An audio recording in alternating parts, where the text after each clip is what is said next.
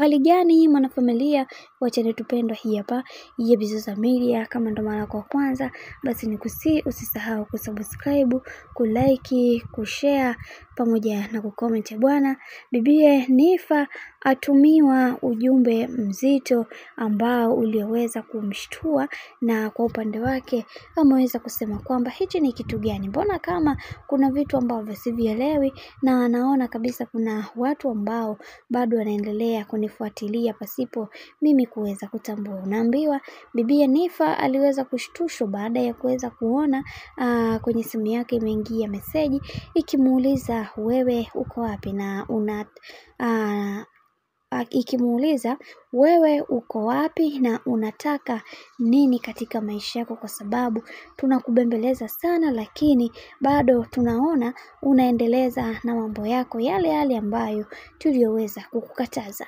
Na kwa hii message ambayo iliyoweza kutumwa kwa bibie Nifa yeye aliweza kueleza na kusema kwamba mimi binafsi kwa kipindi hiki nimekoma kwa kila kitu ambacho nilichoweza kukifanya, na anashindwa kuelewa ni kwa nini, lipi baya ambalo niliweza kulifanya na lipi ambalo niliweza kukosea. Lakini na kukumbusha hapo toka awali, Nifa aliweza kupewa msisitizo mkubwa na weza wake na mashabiki zake kiujumla, wakamwambia kwamba chochote kilichoweza kutokea katika maisha yake ikawe funzo kwake na kwa wengine pia, na pia angetakiwa kuweza kukaa kimya baada ya yeye kuweza kutoka sehemu ile ambayo aliweza kutoka. Lakini yeye amekuwa mtu ambaye kila wakati akihojiwa hichi anajibu kwa wakati, na hichi kitu kwa upande wake amekosea sana, na baadhi ya mashabiki zake walikuwa wanaumia sana kuweza kuona bibie Nifa kila anachoulizwa anajibu, kwani walikuwa wanahitaji kuweza kuona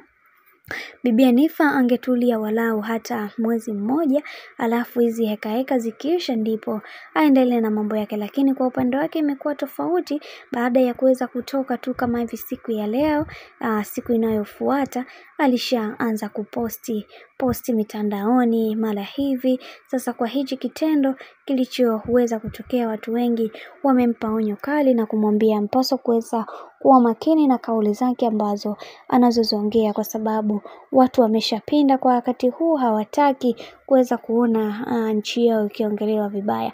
Na hata mimi pia ni hivyo yatupaswa kuweza kuwa makini na kuhakikisha kila kitu kinakwenda kuwa sawa kama ambavyo tulivyoweza kutaraji kipindi cha nyuma. Hivyo yatupaswa kuweza kuwa makini na kuhakikisha kila kitu kinakuwa sawa katika maisha yetu sisi sote, kwani hichi ndio kitu bora na ndio kitu cha msingi cha kuweza kukifanya kwa wakati huu.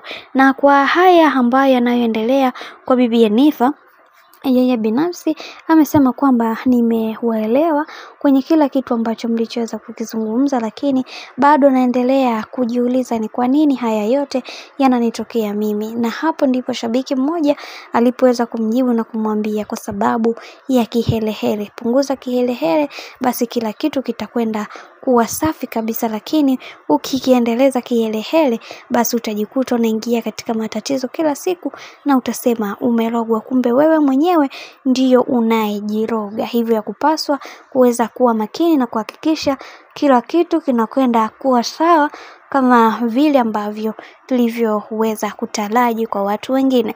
Bwana, mambo ni mengi alafu muda ni mchache.